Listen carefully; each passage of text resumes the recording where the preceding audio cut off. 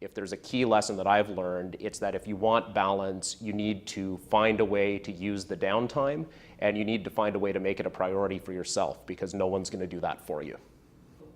I think one of the things I've benefited from most, and particularly being fortunate enough to be at a firm like Macmillan throughout my career, is there's been no shortage of very strong mentors and senior lawyers who either formally or informally have been willing to invest the time in mentoring and sort of helping me build the practice, whether it's business development or substantive legal knowledge. I've had the benefit of seeing a lot of different styles and a lot of different types of people who've been willing to invest in my future and invest in my development.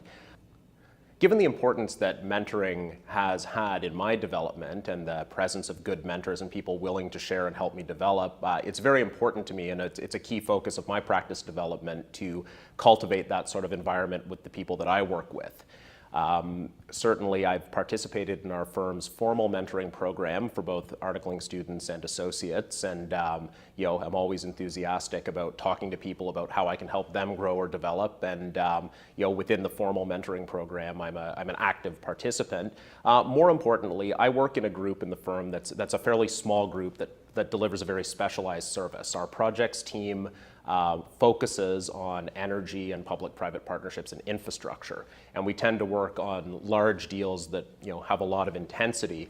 And so informally, I think it's been a lot of fun over the last few years working with a variety of different associates, some of whom are now partners and some of whom are working their way up to being senior associates, and watching them develop and sort of grow their own style. And I'd like to think that part of that development, or that I've been a contributing factor to that development, at least in part, to the extent that we've been working together on things and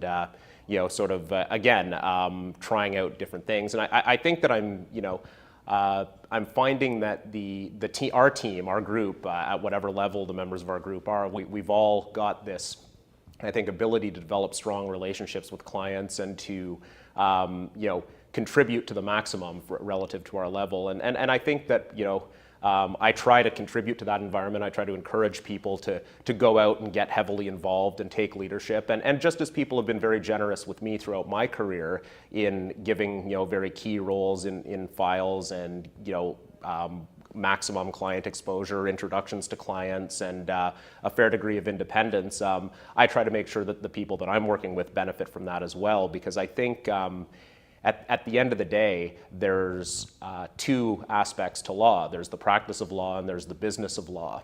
And I think that law school prepares people for the practice of law. And I think at firms like ours, there's part of our job is to help people prepare for the business of law. We want to make sure that our younger associates turn into partners, turn into good lawyers, be successful in whatever it is they decide to do, whether it's at the firm or elsewhere. And I don't think you can achieve that unless you give people meaningful opportunities to go out and test themselves with clients and test themselves at relationship building and let them push themselves a little bit. So informally, I've tried to do that on everything I've worked on and everyone I've worked with, and I think it's worked reasonably well.